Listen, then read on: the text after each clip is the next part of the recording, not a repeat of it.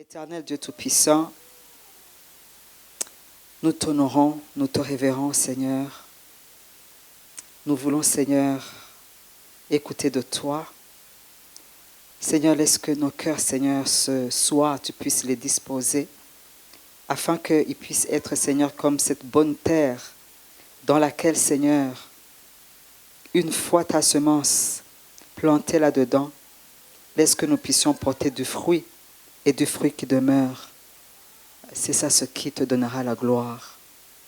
Nous prions dans la foi que tu vas agir et le faire en faveur de nous, au nom puissant de Jésus.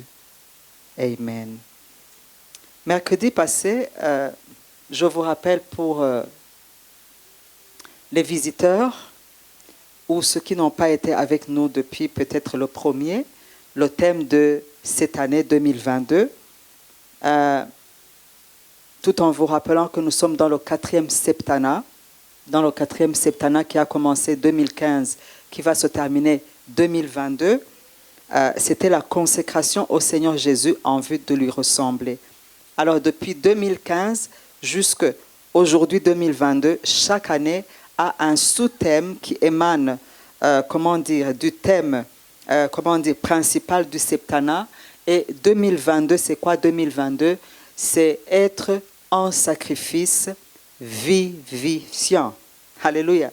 Être en sacrifice vivifiant comme notre Seigneur Jésus-Christ. Alléluia. Alléluia. En sacrifice ou en esprit vivifiant. Vivifiant, qu'est-ce que ça veut dire? Ça veut dire qui donne la vie de Dieu ou bien qui laisse la vie de Dieu couler au travers de nous. Et depuis mercredi passé, d'abord, ce premier trimestre, parce que l'année a 4 trimestres, le premier trimestre est intitulé « Nous avons été appelés, nous avons été sauvés, nous avons été créés pour vivifier. » Alléluia. Vivifier où? Vivifier partout où nous passons. C'est ça notre appel. Et ce premier trimestre, nous allons nous focaliser sur cela pour nous sensibiliser, pour vous conscientiser. Amen. Pour que vraiment, je sais que parmi nous, il y a ceux qui captent dès la première dès la première leçon, il y a d'autres qui captent au milieu, il y a d'autres aussi qui tirent encore les pieds, mais vraiment, ma prière, c'est que même la dernière personne qui comprend, en dernier lieu, vraiment que ce trimestre se termine en ayant déjà cette conscience ou cette prise de conscience. Que c'est ça notre raison d'être, que c'est la seule raison pour laquelle Dieu nous a sauvés. Ce n'est pas que nous puissions vivre pour nous-mêmes, mais c'est pour que nous puissions vivifier, ou bien c'est pour que nous puissions laisser la vie de Dieu en nous, couler au travers de nous envers les autres. Amen. Amen. Alors, depuis mercredi passé, nous avions commencé un sous-thème, un sous-sous-thème qui dit « A new mindset » ou bien « avoir une nouvelle façon de penser ». Alors, mercredi, on a vu comment est-ce que Dieu veut que nous changions nos façons de penser. Et ce soir, nous allons voir que une fois que nous avons une nouvelle façon de penser, même notre vie de prière va changer. Alléluia. Même notre vie de prière va changer. A new mindset, a new prayer. 1 Corinthiens 15, 45. Nous allons lire ce soir 1 Corinthiens 15, 45, Philippiens 2, 4 à 8, Romains 12, 1 à 2, Proverbes 23, verset 7, 1 Samuel 1, 12 à 17, 21, 1 Samuel 1, 10 à 11, versets 20, 24 à 28, et nous allons terminer par 2 Corinthiens 6, verset 1. Dans 1 Corinthiens 15, 45, au fait, c'est cette parole qui va nous guider toute l'année. 1 Corinthiens 15, 45, il est écrit, c'est pourquoi il est écrit, le premier homme, Adam, devint une âme vivante. Mais le dernier Adam est devenu un esprit vivifiant. Le premier homme, Adam, lui, il était une âme vivante. Tandis que le dernier Adam, qui est le dernier Adam? Jésus-Christ. Jésus-Christ, lui, n'était pas une âme vivante, mais lui, il était un esprit vivifiant. Nous avons déjà vu la différence. On va encore répéter jusqu'à ce que ça devienne vie en nous. C'est que ce qui différencie Jésus-Christ du premier Adam, c'est que d'abord, c'est au niveau des dimensions dans lesquelles ils ont opéré. Le premier Adam a opéré dans la dimension de l'âme. Il était charnel. Et parce qu'il était charnel, il a vécu. Alléluia. Il vivait pour lui-même, entre guillemets. Tandis que le dernier Adam, qui est Jésus-Christ, lui, il n'est pas vécu dans la dimension de l'âme, mais lui, il l'a vécu dans la dimension de l'esprit. Donc, vous savez, frères et sœurs, nous sommes en 3 dimensions. Nous sommes d'abord des esprits. Avant tout, quand tu te définis, tu dois d'abord te définir d'abord en tant qu'esprit. Et tu possèdes une âme. Et dans l'âme, il y a quoi? Il y a l'intellect ou les pensées. Il y a les émotions et les sentiments. Et enfin, dans ton âme, il y a quoi? Dans ton âme, il y a de la volonté. Mais aussi, tu vis dans cette enveloppe qui est appelée le corps. Alléluia. Alléluia. Donc, comprenez que nous sommes en 3 dimensions. Nous sommes d'abord des esprits, possédant ou ayant une âme, et vivant ou vivant dans un corps. Alors, le premier Adam, nous avons vu que lui, il est devenu une âme vivante. Donc, lui, il a opéré dans la 2e dimension. Alléluia. Tandis que le dernier Adam, qui est Jésus-Christ, notre Sauveur, alléluia, auteur du salut éternel, lui, il a dépassé l'âme et il a vécu dans la dimension de l'esprit. Alléluia. Alléluia. Et donc, un âme, l'autre c'est esprit. L'autre, il vivait, tandis que l'autre vivifiait. Donc, vous comprenez très bien qu'il y a une différence entre vivre et vivifier. Ces 2 verbes qui sont totalement différents. Alléluia. Alléluia. L'un vit, c'est pour lui-même. L'autre, c'est pour les autres. Il est là pour les autres. Il est là pour donner la vie. La vie qu'il a, il ne la garde pas pour soi-même, mais il la donne aux autres. Donc, voilà, comment dire, nous aussi, en tant que disciples de Christ, parce que le disciple, il doit nécessairement ressembler à qui? À son maître. Sinon, tu n'es pas son disciple. Alléluia. Donc, nous sommes tous appelés.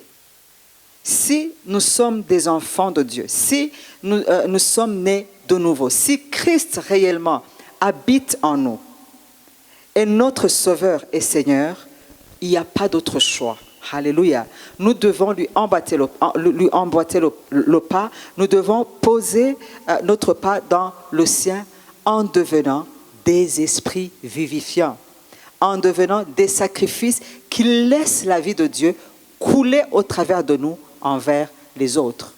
Alléluia.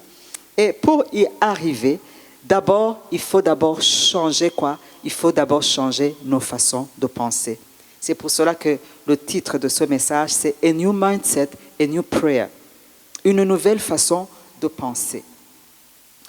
Philippiens 2, à partir du verset 4 jusqu'au verset 8, là, on nous exhorte encore une fois que chacun de vous, au lieu de considérer ses propres intérêts, au lieu de devenir une âme vivante, en d'autres mots, qu'il considère aussi les intérêts des autres. Ayez en vous les sentiments qui étaient en Jésus-Christ. Encore une fois, on nous fait référence à qui? À Jésus-Christ. Romains 12, 1 à 2. Romains 12, 1 à 2. Romains 12, 1 à 2. On nous dit, c'est l'apôtre Paul, il dit, « Je vous exhorte donc, par les compassions de Dieu, à offrir vos corps comme des sacrifices vivants, saints et agréables à Dieu, ce qui sera de votre part un culte raisonnable ou acceptable. » Ce soir, on ne va pas trop insister sur le verset 1. Par contre, on va insister sur le deuxième verset. Au deuxième verset, il continue à les exhorter en disant « Ne vous conformez pas au siècle présent. » Ne vous conformez. Là, l'apôtre Paul ne s'adressait pas aux païens. Il ne s'adressait pas aux gens qui étaient inconvertis. Mais il s'adressait justement à l'Église, alléluia, l'Église qui était à Rome. Alors il leur dit, ne vous conformez pas au siècle présent.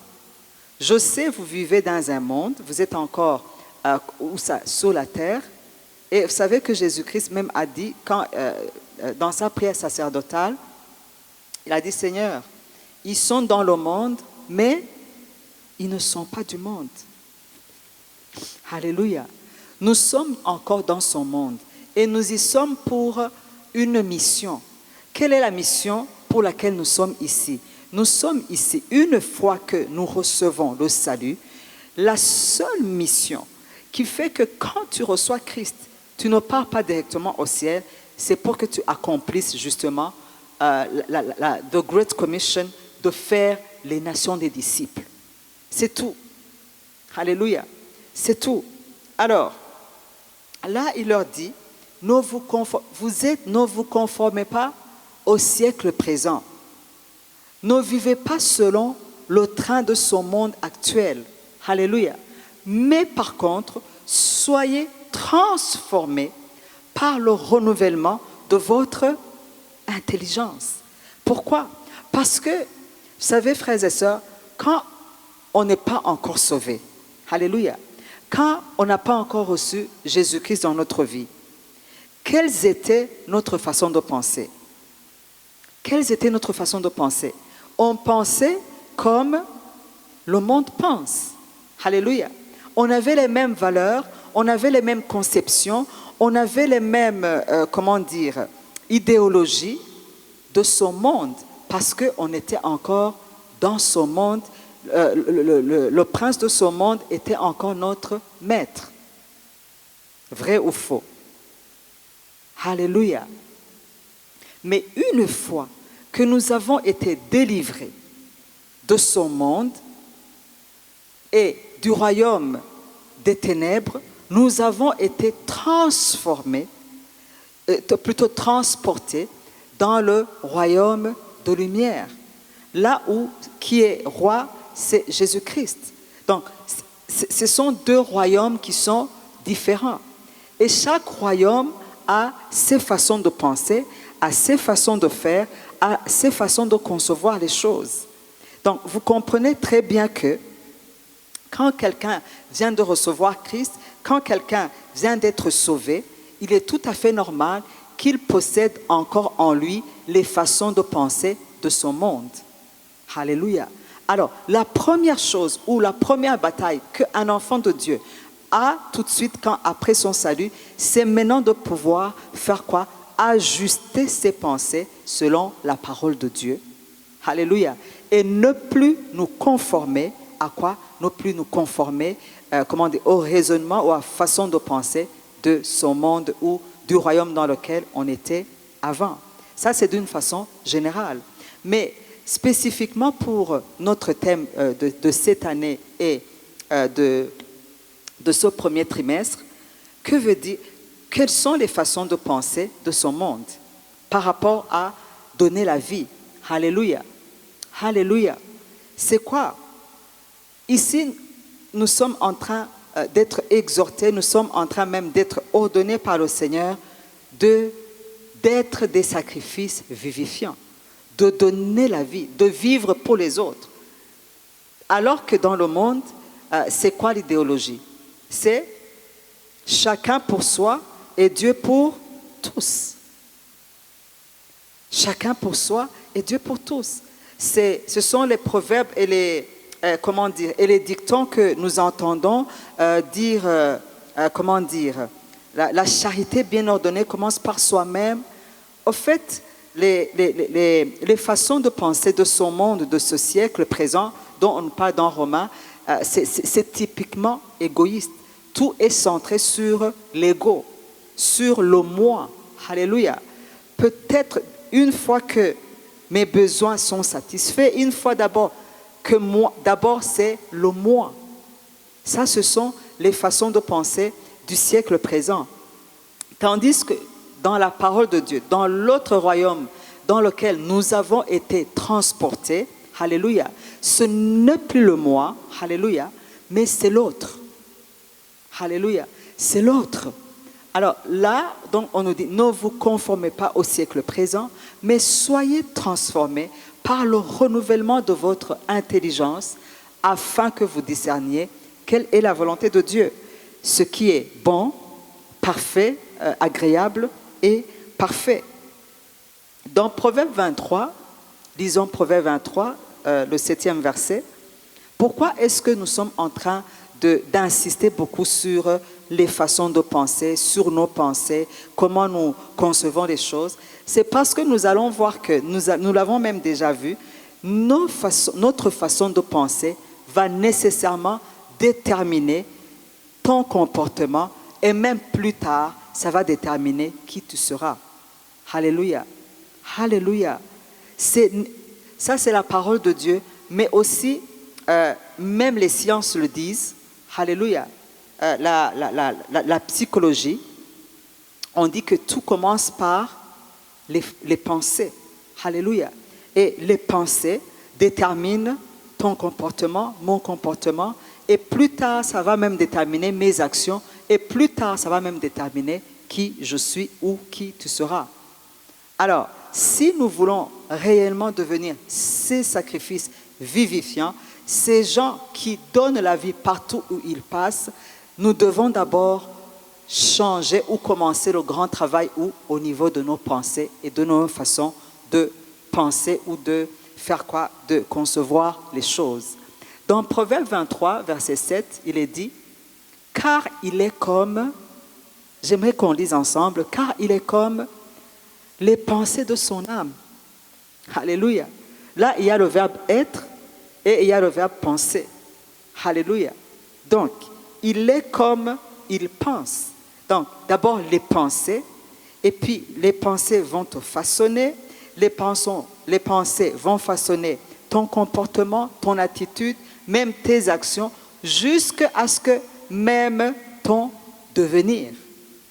Il est comme les pensées de son âme. Mercredi passé, je vous ai donné, un témoignage d'une personne de ma famille. À un moment donné, elle avait atteint l'âge, je dirais que communément, surtout ici en Afrique, on disait, après 40 ans, les gens commencent à désespérer un peu. Hein? Que ce soit les hommes ou les filles, après 40 ans, on commence à désespérer. Alors, cette personne de ma famille, elle avait déjà atteint 40. À un moment donné, elle avait commencé à dire, je ne suis pas sûre si je vais me marier. Même si je me marie, je ne sais pas si j'aurai le temps d'avoir beaucoup d'enfants. Ça a commencé par ses pensées. Et ces pensées sont devenues ses croyances. Alors, il a commencé à travailler sur ses croyances, sur ses pensées. Quand il est arrivé au moment où il devait construire une maison, il a construit une maison selon la taille de ses pensées. Petite maison. Non pas que cette personne manquait de l'argent. Je vous dis la vérité, cette personne ne manquait pas de l'argent. Mais parce que ses pensées, il voyait petit dans ses pensées. Il disait, je ne suis même pas sûr que je vais me marier. Même si je me marie, je ne sais pas si j'aurai le temps d'avoir des enfants. Parce que le temps avait fait quoi? Le temps avait passé selon nous. Parce qu'il n'y a pas d'âge, il y a pas d'âge, comment dire, il n'y a pas d'âge parfait pour se marier. Chacun a sa saison. Alléluia. Chacun a sa saison. Alors, cette personne, elle a construit une petite maison, un petit salon, une petite salle à manger. Vous comprenez qu'il n'y avait pas beaucoup de chambres dans cette maison, hein? Donc, c'est juste pour vous montrer que nos façons de penser, bien-aimés, déterminent notre comportement et plus tard, ça détermine qui nous serons. Amen. Amen. Il y a une histoire que vraiment j'ai lue qui montre comment on pense, ça impacte même notre façon de prier parce que ce soir nous allons voir comment est-ce que nos façons de penser vont même, nous orienter dans notre façon de prière. Nous allons lire dans 1 Samuel. 1 Samuel, c'est une longue histoire, c'est l'histoire de la maman de Samuel. Et nous allons piquer ici et là pour qu'on puisse bien, avoir ce que nous voulons parler ce soir. Donc, nous allons commencer dans 1 Samuel 2. Là, il y avait la maman de Samuel, une femme qui s'appelait Anne. D'un côté, il y avait une femme qui s'appelait Anne et elle n'avait pas d'enfant et elle avait une rivale et avait un mari qu'il aimait beaucoup, qui s'appelait Elkana. Alors, Elkana avait deux femmes. La première s'appelait Pénina. Pénina en hébreu qui veut dire bijou. Je vous dirai pourquoi en quoi une rivale peut être un bijou pour quelqu'un. Alléluia. Et Pénina avait des enfants, mais Anne n'avait aucun enfant. Et la parole de Dieu nous dit très bien que c'était l'Éternel qui l'avait rendue stérile. Ça, c'est une histoire d'un côté, juste pour vous brosser le tableau. Et d'un autre côté, on nous parle d'un serviteur de Dieu qui s'appelait Élie et qui avait des enfants aussi qui étaient des sacrificateurs. Et ces enfants, dans la parole de Dieu, juste on va lire, ils étaient vraiment pervers, ils étaient abominables devant les yeux de Dieu. 1 Samuel 2, donc on nous dit, les fils d'Élie étaient des hommes pervers. Ils ne connaissaient point l'Éternel, bien que c'étaient des sacrificateurs. Donc, par sacrificateur, vous pouvez remplacer par prêtre ou par pasteur. Alléluia. Et voici quelle était la manière d'agir de ces sacrificateurs. Lorsque quelqu'un offrait un sacrifice, vous savez que dans l'Ancien Testament, quand on venait offrir à Dieu, on offrait à Dieu quoi? On offrait à Dieu parmi le bétail qu'on avait ou bien parmi les récoltes qu'on avait faites. Alors, quand on offrait un sacrifice, donc là c'était le bétail, ça pouvait être une chèvre, une brebis. Là on dit que lorsque quelqu'un amenait un sacrifice, le serviteur du sacrificateur arrivait au moment où l'on faisait cuire la chair. Et tenant à la main une fourchette à 3 dents, ce qui suit, il piquait dans la marmite. Imaginez-vous, c'est comme aujourd'hui, on met le panier et qu'on met des quoi? Des offrandes.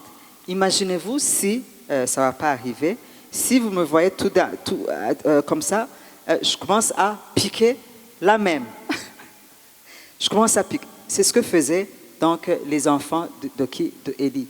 Donc vous comprenez que le sacrificateur, c'est ainsi qu'ils agissaient à l'égard de tout ce qui est Israël qui venait à Silo. Donc c'est comme ça que se comportaient les fils de qui? Les fils d'Élie. Et ce qui a fait mal à l'Éternel, c'est que non seulement ces enfants ou ces garçons, d'ailleurs, ces jeunes hommes, parce qu'ils avaient déjà grandi, ils se rendaient odieux, ils se rendaient coupables envers l'Éternel, mais leur père Élie, lui qui connaissait le Seigneur, il faisait comme si rien n'était. Il pouvait leur dire, ah, mes amis, c'est pas comme ça, il ne faut pas faire ça. Mais il n'était pas rigoureux au point où il pouvait même prendre des sanctions. Alors, vous comprenez très bien que Dieu avait un problème. En fait, ce soir, j'aimerais vous dire que Dieu a des problèmes. Peut-être que toi, tu savais que c'est toi seul qui avais des problèmes, mais Dieu aussi a des problèmes. Exprimons-le très bien, Dieu a des besoins. Alors, dans cette histoire, on voit Dieu, imaginez-vous, le sacrificateur, le grand sacrificateur. Donc, celui qui était en fonction. Dans les versets qui suivent, on nous le dépeint même comme il était déjà âgé. Il ne pouvait même pas voir, donc pas seulement physiquement. Il n'était même plus, il n'avait plus même la capacité de pouvoir même écouter la parole de Dieu. Parce qu'on commence à dire que dans ces temps-là, la parole de Dieu était rare. La parole de Dieu était rare, non pas parce que Dieu ne voulait pas parler, mais parce qu'il n'y avait pas des gens, alléluia, il n'y avait pas des gens qui étaient capables, qui pouvaient encore se tenir devant l'Éternel pour écouter ce que Dieu dit, pour qu'il aille le rapporter au peuple. Donc c'était vraiment une crise spirituelle en Israël. Donc le grand sacrificateur, il était tombé, comme on dit, to backslide, et même ses enfants, sous lesquels peut-être on pouvait compter, alléluia, regardez comment est-ce qu'il se comportait dans la maison de l'Éternel. Il couchait avec les femmes qui venaient dans le temple, où ça, il n'attendait même pas, si on les amène après le culte, ils prennent rendez-vous dans un hôtel, je ne sais pas, là-bas même à l'entrée du temple. Imaginez-vous, quel déclin spirituel. Et quel était le cœur de Dieu dans ce temps-là? Quel était le cœur de Dieu? Quel était le cri de Dieu? Quel était le besoin de Dieu? Alléluia. Pendant ce moment-là. Donc, Dieu avait vraiment une requête. Alléluia. Alléluia. Frères et sœurs, ce soir, j'aimerais vous inviter. Nous sommes appelés à donner la vie partout où nous passons. Alléluia. On nous a dit, ne considérez pas seulement vos besoins, vos intérêts, mais considérez aussi ceux des autres. Ce soir, on va parler, dans notre relation avec Dieu. Dans notre relation avec Dieu. Comment est-ce que tu orientes ta prière? Quel est le type de prière que tu as à Dieu? Alors, à partir de cette histoire, nous avons vu qu'il y avait une autre maman, vraiment, qui avait besoin d'un enfant. Est-ce que prier pour un enfant, c'est mauvais? Non. Mais, ici, le Saint-Esprit m'a révélé encore un secret. Sûrement que nous pouvons lire dans 1 Samuel 1, à partir du verset 10, 1 Samuel 1, 10 à 11, et puis on va sauter à 20 jusqu'à 24 à 28. Donc, je vous ai dit, il y avait une femme qui s'appelait Anne, et son mari s'appelait Elkana, et son mari avait 2 femmes. Je ne sais pas si Anne était la première ou la deuxième, mais tout ce que la Bible nous dit, on nous dit que, je pense que Anne était la deuxième.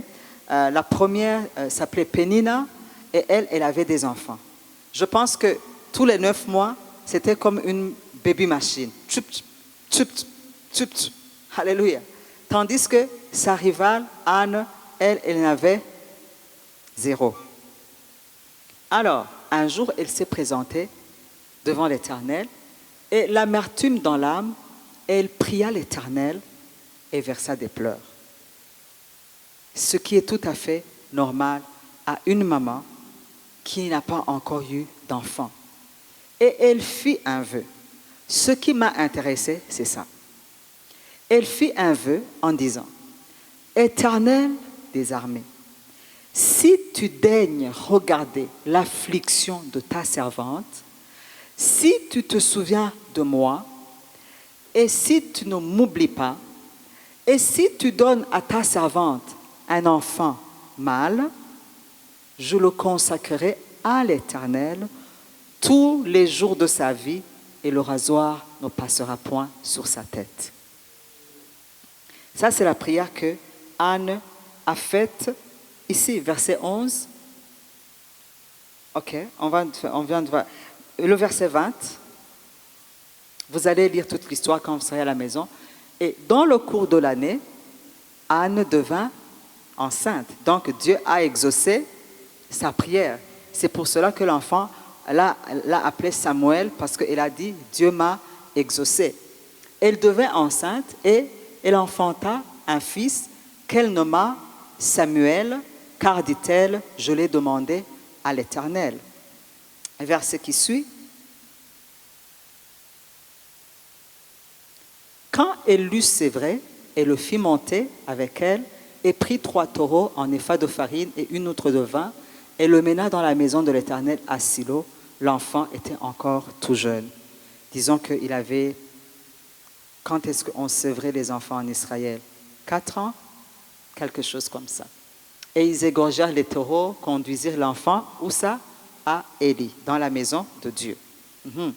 Parce que n'oubliez pas, elle avait dit, Seigneur, si tu te souviens de moi et que tu enlèves l'opprobre sur moi, l'enfant que tu vas me donner, il ne sera pas à moi, mais je vais te le donner. Alléluia.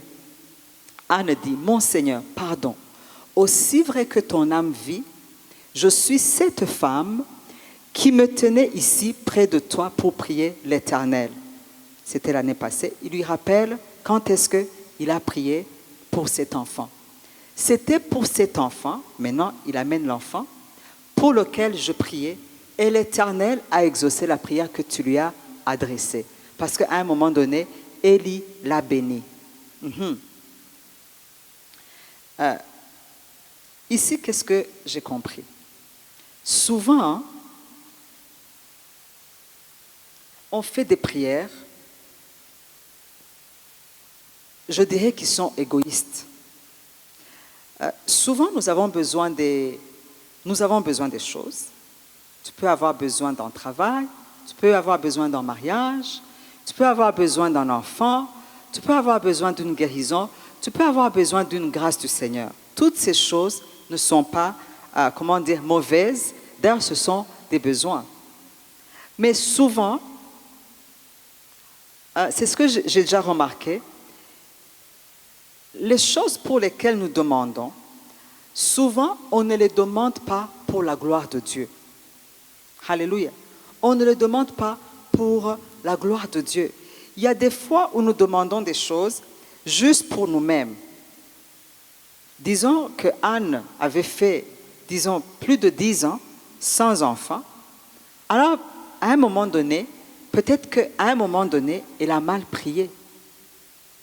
Elle a mal prié, peut-être qu'elle disait, « Oh Seigneur, moi aussi, rends-moi fertile pour que Pénina ne continue pas à me mortifier l'âme. » Parce que vraiment, sa rivale, sûrement, elle attendait quand on allait, au temple, j'allais dire à l'église, elle attendait lui demander, « Hé, toi aussi, qu'est-ce que tu vas faire à l'église? » Vous savez qu'il y a des gens qui nous mortifient l'âme comme ça. Toi, qu'est-ce que tu vas faire à l'église? Depuis tout ce temps, je vais prier. Ta vie ne change pas. Tu es toujours dans le chômage. Les autres sont bénis. Toi, tu n'as rien. Oh, je vais prier. Tu n'as pas de mari. Regarde toutes les autres filles de ton âge. Elles se sont déjà mariées. Oh, tu vas encore à l'église. Ça, c'est quoi? Les mortifications de quoi? De Pénina. Et j'ai vu que ces gens-là, ne soyez pas fâchés contre eux. Je vous dis la vérité, ce sont des bijoux. Parce que Pénina en hébreu veut dire bijou. Comment est-ce que Pénina est devenue un bijou pour Anne? Vous savez, plus Pénina mortifiait Anne, plus ça poussait Anne à aller où? À aller dans la présence de l'Éternel. Alléluia. Alléluia. Souvent, il y a des fois où l'ennemi pense qu'il nous a eu, pense que vraiment, là, il a mis toute sa pression sur nous, mais il oublie que pour nous, les enfants de Dieu, alléluia, chaque épreuve qui nous arrive, quand Dieu le permet, c'est pour Dieu, il dit que toute chose concourt au bien pour ceux qui aiment Dieu. Alléluia. Dieu sait comment il va transformer ou il peut transformer, cette mauvaise circonstance. Mais le problème n'est pas là. Le problème, c'est qu'il y a des fois où quand nous allons dans la présence de Dieu, on demande à Dieu, non pas pour la gloire de Dieu. Alléluia. Alléluia. On demande, peut-être, la Bible ne le dit pas, mais cette idée m'est traversée la tête. J'ai dit, peut-être qu'avant, Anne priait mal. Peut-être qu'elle disait, moi aussi, Seigneur, moi aussi, qu'on voit que moi aussi, quand même, je suis capable d'avoir des enfants. Seigneur, moi aussi bénis pour que quand même les autres voient, ceux de ma famille voient que je suis quelqu'un.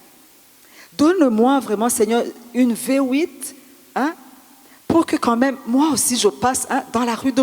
Non, quand même. Moi aussi, donne-moi une maison pour que les gens de ma promotion... Ah non. Vous voyez? Donc, ce sont des besoins, mais qui sont égoïstes, parce qu'ils contribuent à quoi? À la satisfaction de notre chair. Je vous rappelle le titre de ce message, A New Mindset, A New Prayer. Alléluia. Alléluia. Et la Bible nous a dit, ayez les sentiments qui étaient en Jésus-Christ. Au lieu de considérer seulement vos propres intérêts, considère aussi ceux des autres. Au fait, j'aimerais qu'on commence à regarder dans nos relations. Regarde dans ta relation avec les autres. Ce soir, on va beaucoup plus nous focaliser sur notre relation avec Dieu, mais aussi dans les relations que nous avons, que ce soit dans notre couple avec nos conjoints ou nos conjointes, que ce soit envers nos parents, que ce soit nous les parents envers les enfants, ou que ce soit dans les relations amicales que Dieu a mises autour de nous. Ne soyons pas ces gens qui veulent tout le temps avoir des autres. Tu te poses la question, aïe, aïe, aïe, une nouvelle connexion. Qu'est-ce que je vais avoir de cette relation? Non. Cette année, ce premier trimestre, ce premier mois, nous devons changer de façon de penser. Alléluia. Au lieu de te poser cette question, qu'est-ce que je pourrais avoir de tel? Qu'est-ce que je pourrais bénéficier? Ou qu'est-ce que je pourrais profiter de cette relation? Vous savez que c'est vraiment des pensées égoïstes, jusque quand même, ça peut même arriver dans le couple. Alléluia. Une femme, quand elle regarde son mari, elle ne voit pas un compagnon que Dieu lui a donné pour accomplir ensemble le plan de Dieu sur eux. Mais il voit en son mari, comme on dit ici, le langage des Taonaires ici, Kimanjem. Imaginez-vous, une femme a dit Kimanjema umugabo oui. Moi, donnez-moi, moi ça. Et si tu ne me donnes pas ça, Mais aussi, les hommes d'aujourd'hui aussi, alléluia, ils sont comme ça. Avant, c'était les femmes et les filles. Mais aujourd'hui, même les garçons, il va avoir ok? Elle veut qu'on fasse le mariage, ok? Qu'est-ce qu'elle a? Elle a une voiture? Et vous croyez que c'était vous qui faisiez des calculs?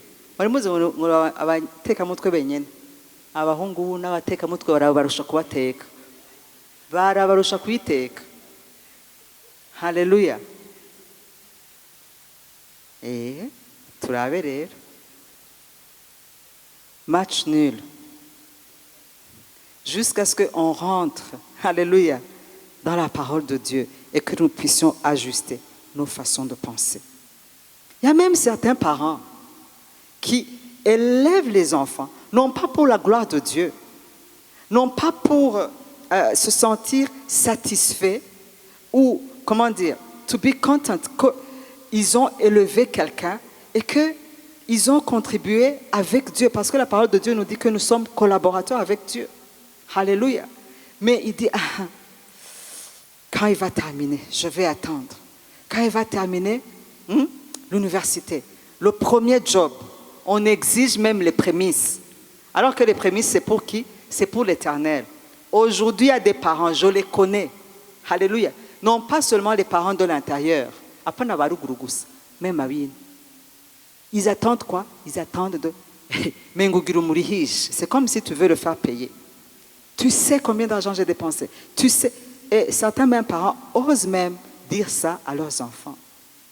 Quelle pensée égoïste. Quelle pensée égoïste. Quelle motivation, oh, comment dire, déplorable. Alors, ce soir, parlons de notre relation avec Dieu. Alléluia. Dans nos requêtes avec Dieu. J'aimerais vous interpeller. Posez-vous toujours cette question. Quand vous allez dans la présence de Dieu, Seigneur, qu'est-ce qui te fait mal? C'est quoi ta requête? Parce que Dieu a beaucoup. Je sais que vous n'allez pas me croire, mais je vous dis, au moins je vous l'ai montré par les Écritures de 1 Samuel. À l'époque, Dieu avait une requête, Dieu avait un fardeau. Il n'avait pas de serviteur de Dieu. Il n'avait pas quelqu'un qu'il allait utiliser afin qu'il puisse faire entendre ses oracles au peuple d'Israël.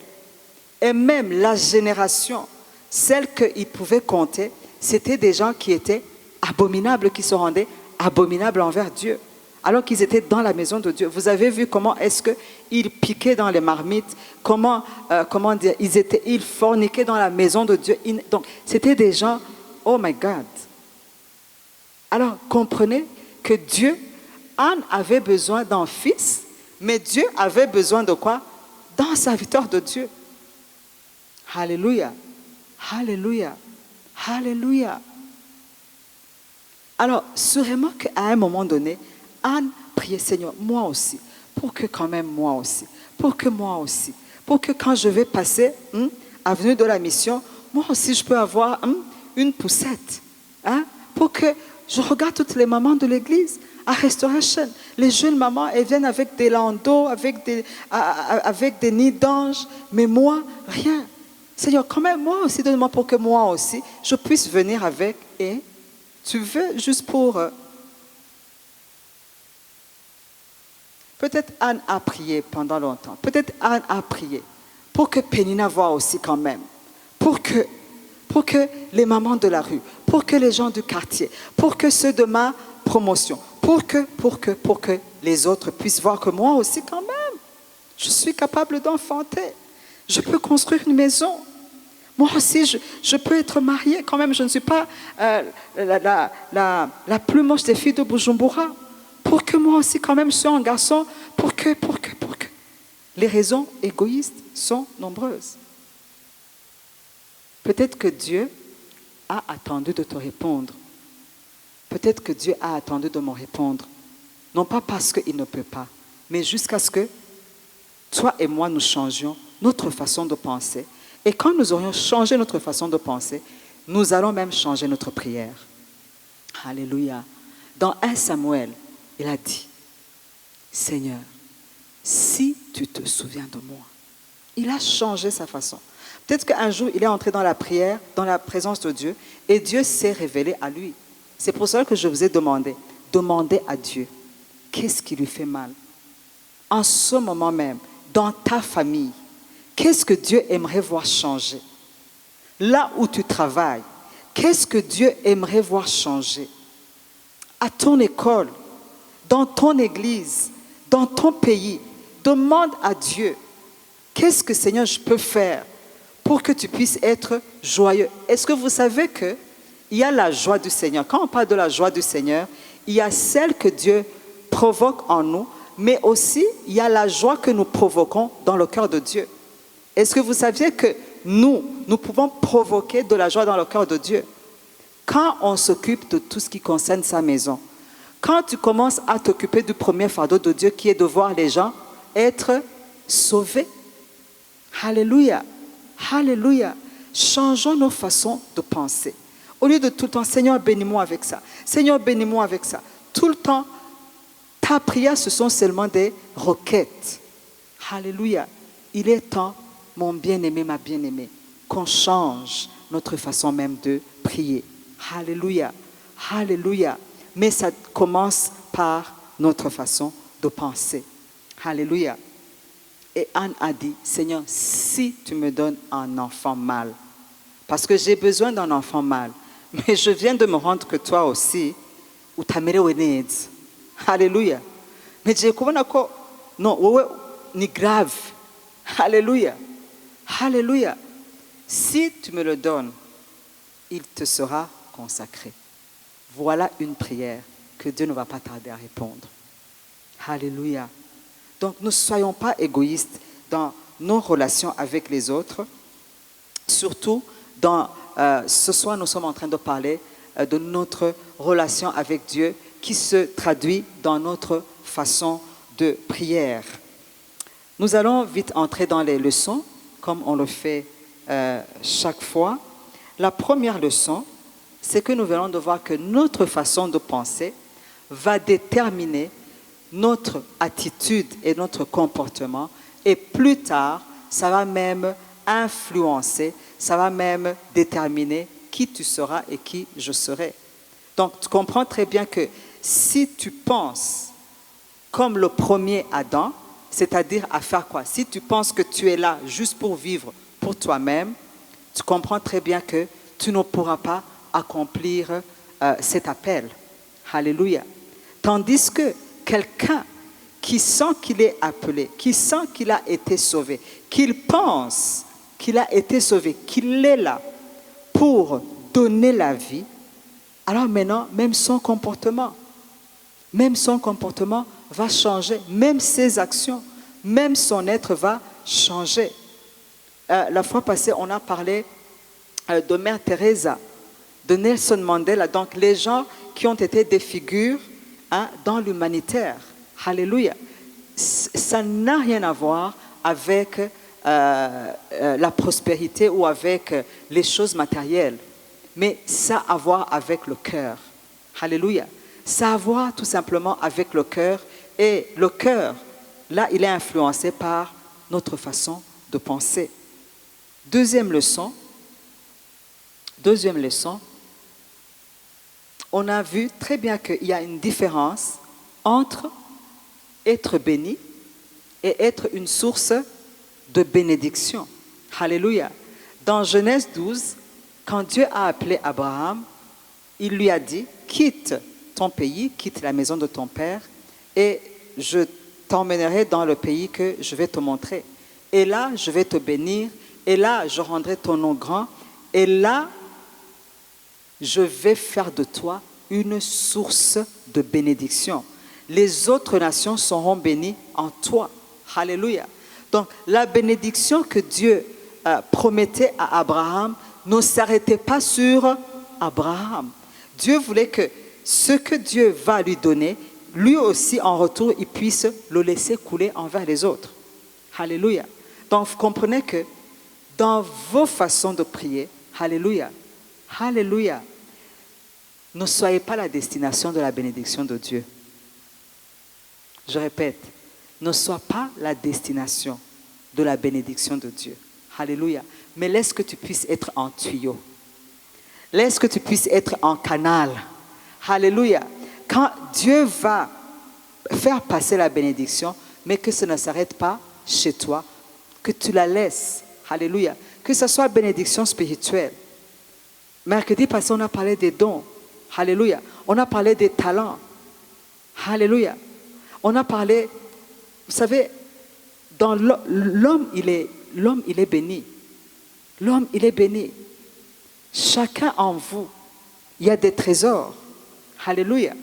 Mais Dieu ne les a pas mis, Dieu ne les a pas enfouis en vous pour vous-même. Alléluia. C'est pour que vous puissiez les mettre à la disposition des autres et ainsi devenir une source de bénédiction comme notre Seigneur Jésus-Christ. Alléluia. Donc, il y a une différence entre être béni et être une source de bénédiction. Si tu es béni, destination c'est où? C'est toi. Mais être une source de bénédiction ou un canal de bénédiction, la destination de cette bénédiction c'est où? C'est envers les autres. On a vu aussi qu'il y a une différence entre être en panier et en arbre. Actuellement, nous sommes dans la saison des mangues. Qui aime les mangues ici? Les mangues traditionnelles ou les mangues de frito? Frito. Ok, traditionnelles. elles sont sucrées, traditionnelles. Alléluia. Anyway, si on te demandait, si on te proposait de te donner un panier rempli de mangues, quelqu'un te dit, tu choisis, soit je te donne ce panier de mangues, ou bien alors, je veux venir chez toi et je veux planter un arbre en manguier. Qu'est-ce que tu vas choisir? Ceux qui choisiraient des paniers, qu'on leur donne des paniers tout de suite, comme ça qu'ils mangent et que leur faim soit panier, arbre. Alléluia. Alléluia. Pourquoi? Un panier, tu sais, ça peut même être là-bas et on peut te le voler. Vrai ou faux? Vrai ou faux? Mais si tu es un arbre, même si on vole, tu vas encore produire.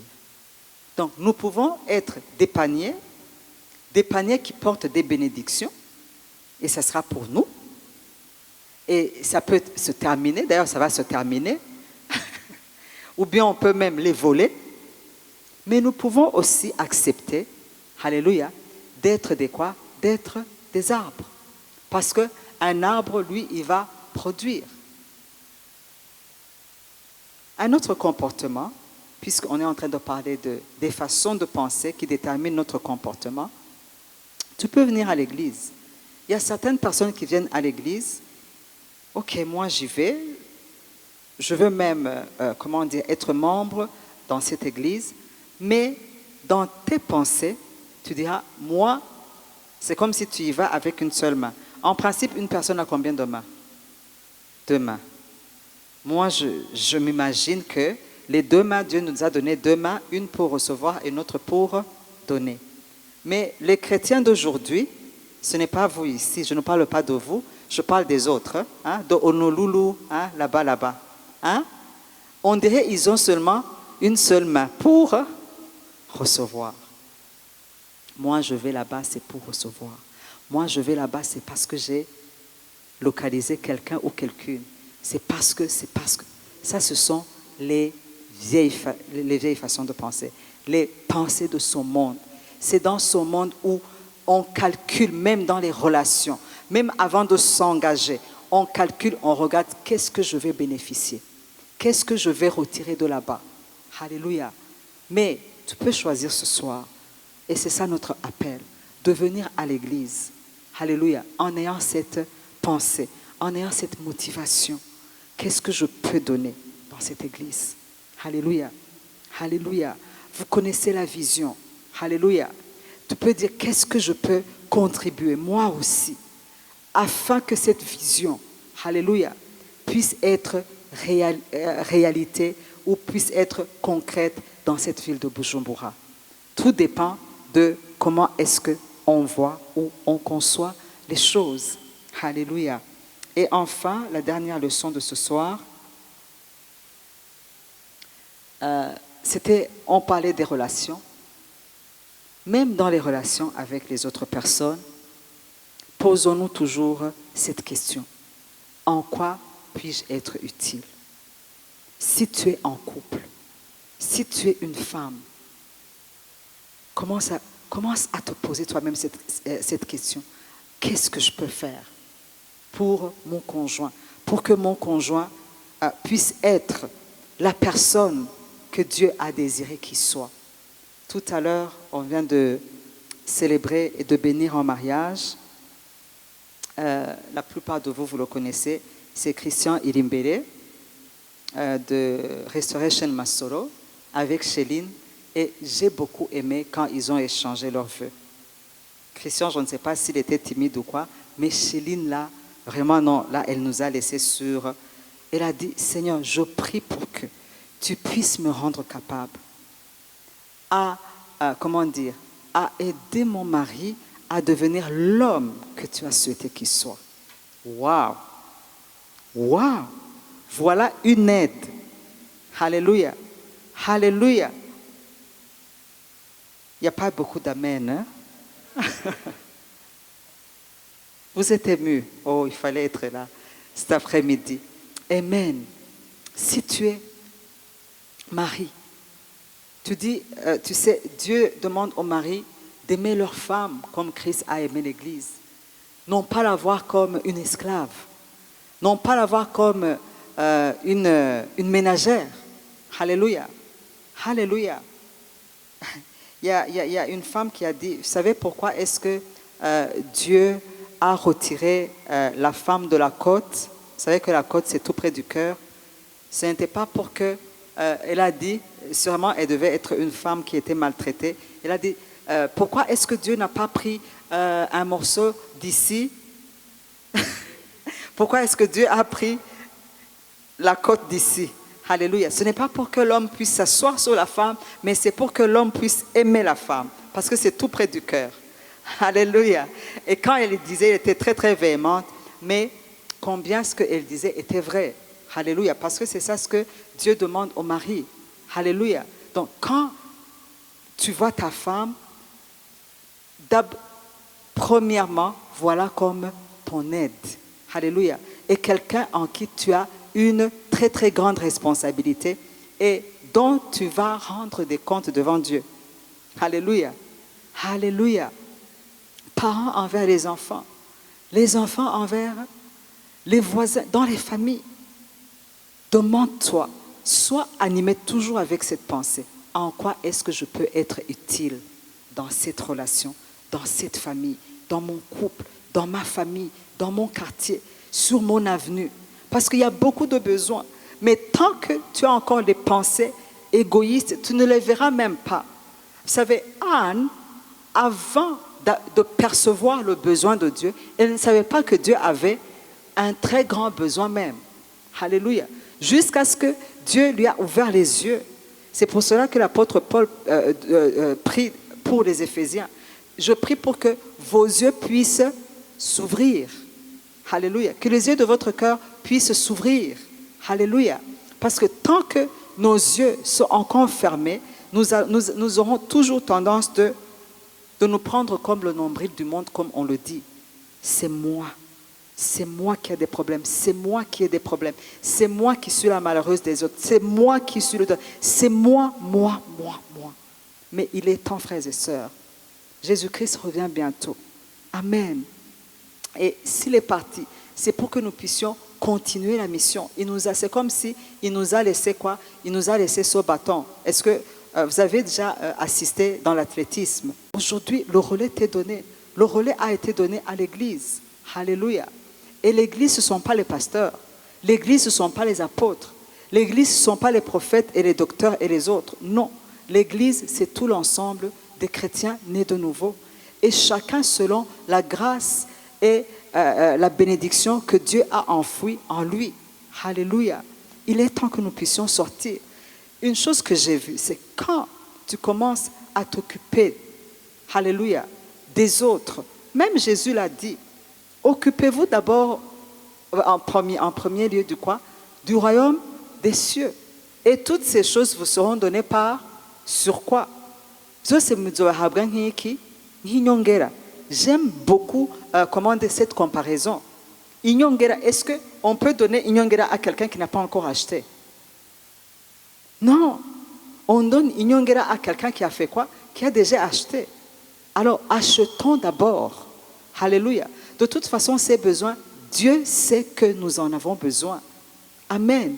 Et je sens même ce soir qu'il y a certaines prières qui ne sont pas encore exaucées. Non pas que Dieu ne peut pas, mais Dieu justement veut t'apprendre à ne pas être égoïste. Alléluia. Alléluia. Demande à Dieu, qu'est-ce que je peux faire pour toi? Ne commence pas même pas loin. Commence chez toi, à Jérusalem. À Jérusalem, à Judée, Samarie, et tu pourras étendre. Alléluia. Alléluia. C'est notre appel. C'est ça ce que Dieu veut faire quoi? Des esprits vivifiants. C'est ça notre vision de ERC. Former des disciples vivifiants, c'est-à-dire qui laissent la vie de Dieu couler au travers d'eux. être un canal de bénédiction, une source de bénédiction. Quand Dieu te bénit, que ça ne reste pas chez toi, mais que tu puisses envoyer vers les autres. Alléluia. Alors, spécifiquement dans notre relation avec Dieu, plus nos pensées seront tournées vers les besoins de Dieu, même notre façon de prier va automatiquement changer. Et nous allons nous rendre compte que nous sommes devenus la solution. Imaginez-vous, quelle a été la satisfaction de Anne, alléluia, quand elle a vu que son fils n'est pas devenu son fils, si je peux dire comme ça, que l'enfant que Dieu lui a donné n'a pas servi seulement à la satisfaction ou pour venir combler seulement le besoin maternel de Anne, mais c'est allé plus loin parce que Samuel est devenu le grand prophète d'Israël. Quel honneur, quel privilège. Est-ce que vous voyez comment est-ce que nous pouvons même retenir nos bénédictions? Pourquoi? Juste parce que nous avons de petites pensées, de pensées égoïstes, de motivations déplorables. Que Dieu nous aide ce soir. Et l'histoire de Anne, peut-être qu'on ne l'a pas terminée. Donc, on s'est arrêté, on a vu, Anne, elle a tenu promesse.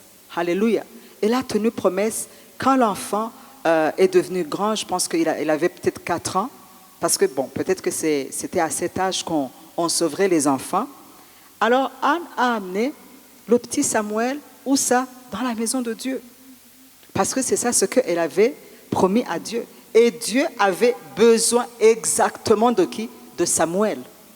Parce que justement Dieu attendait à ce qu'il soit, éduqué au pied de Élie, parce que c'était lui qui allait être le prédécesseur de Élie, puisque les fils de Élie étaient méprisables, étaient des bandits exposant 2025. Alléluia. Alléluia. Est-ce que vous voyez comment est-ce que Dieu a des besoins? Je prie ce soir pour que Dieu puisse ouvrir les yeux de ton cœur, que tu puisses voir les besoins de Dieu dans ta famille.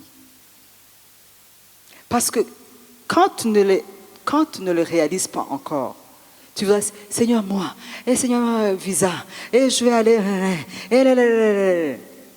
Et si Dieu voulait que tu restes là pour qu'il puisse t'utiliser afin que tes frères et sœurs parviennent au salut. Toi, tu déposes ambassade. On s'est arrêté quand c'était moi. Tous les autres... Oui, Dieu peut le faire. Alléluia. Alléluia. Parce que Dieu ne veut pas que tu sois seulement, que tu reçoives seulement la bénédiction, mais il veut que tu puisses être une source de bénédiction. Alléluia. Tu puisses être un canal où tu laisses la vie de Dieu couler au travers de toi envers les autres. Alléluia.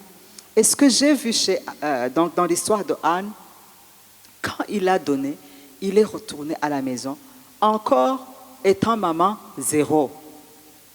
N'est-ce pas? Puisque Samuel, il l'avait laissé au temple.